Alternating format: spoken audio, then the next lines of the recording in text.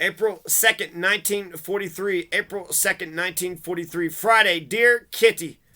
Oh dear, I've got another terrible black mark against my name. I was lying in bed yesterday evening waiting for Daddy to come and say my prayers with me and wish me good night when Mummy came into my room, sat on my bed, and asked very nicely, Anne, Daddy can't come yet. Shall I say your prayers with you tonight? No, Mummy. I answered. Mummy got up, paused by my bed for a moment, and walked slowly towards the door. Suddenly she turned around and with a distorted look on her face said, I don't want to be cross. Love cannot be forced. There were tears in her eyes as she left the room.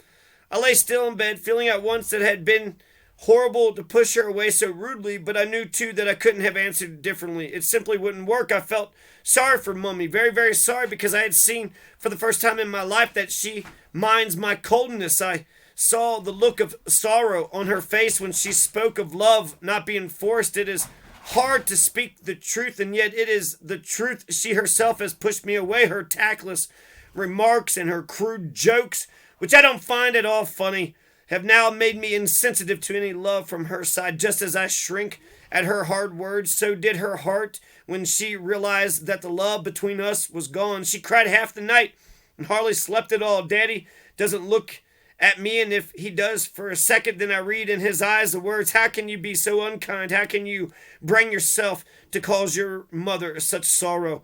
They expect me to apologize, but this is something I can't apologize for because I spoke the truth, and Mummy will have to know it sooner or later anyways. I seem, and indeed am, indifferent both to Mummy's tears and Daddy's looks, because for the first time they are both aware of something which I have always felt.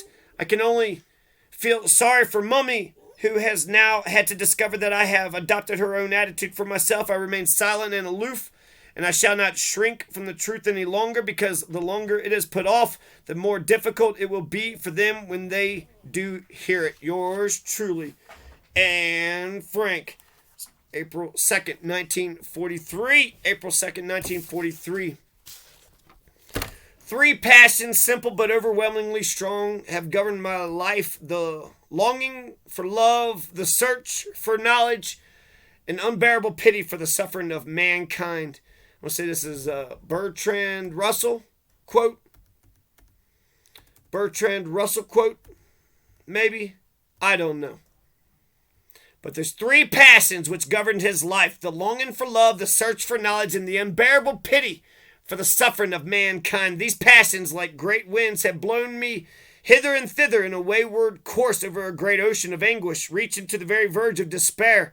I've sought love first because it brings ecstasy so great that I would often have sacrificed all the rest of life for a few hours of this joy. I've sought it next because it relieves loneliness, that terrible loneliness in which one shivering consciousness looks over the rim of the world into the cold, unfathomable, lifeless abyss. I have sought it finally because in the union of love, I have seen in a mystic miniature the prefigure and vision of the heaven that saints and poets have imagined. This is what I sought, and though it might seem too good for human life, this is what at last I have found. With equal passion, I have sought knowledge.